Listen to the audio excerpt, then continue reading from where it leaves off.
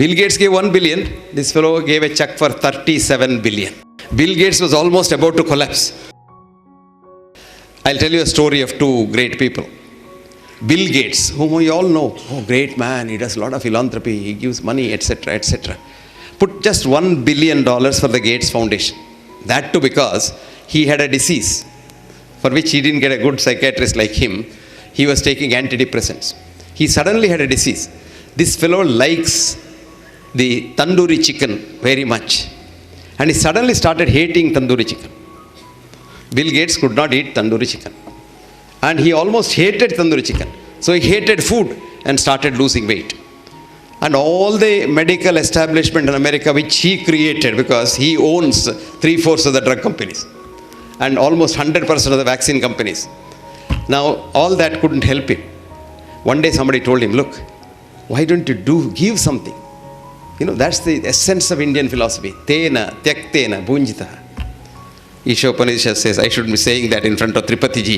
Tripati, he has the 3 Vedas he has found. So, what does it say? Tena, tyaktena, bhunjita. Rejoice in giving. So, he was told to give. So, what did he do? He thought for a long time. Kitna dena? 1 trillion, 1 billion, 1 billion. For Bill Gates, why 1 billion is like for me 1 rupee. So he gave 1 rupee. And he made a big fuss about it, doing charity. What charity? He gives you money, but it comes back to his company.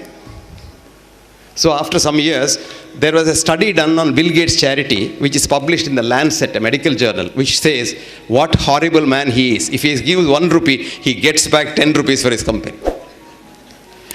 This man, see, there are people. There was another rich man who could buy Bill Gates. He didn't know that. His name is Warren Buffett.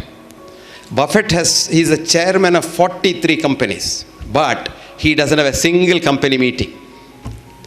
When he selects a CEO for the company, he thinks for 1 month. Once he selects the CEO, the next he sees him or contacts him after 1 year with a letter. He says, dear so-and-so, see that you don't lose money for your shareholders. 2, if possible, improve that. 4, do your duty. Warren, that's all. He has not met any one of his CEOs. And he is the richest man. He was till very recently. Now Bill Gates has become richer. Howard Hughes is also like that. No, Bill Gates, so Warren Buffett one day calls Bill Gates for an appointment. His secretary says, no, he's so busy. Next 6 months you can't see him. He says, I just want 2 minutes, just want to see his face. He said, no, it's not possible. He's so busy. Then he says, can I talk to him? She says, no, you can't talk to him. So the old man one day goes to his office, straight away goes to his office and walks into the office. And he says, he didn't know who he was. And he said, I just want 1 minute of your time, he said. Okay. Bill Gates was upset, but he said, okay, sit down.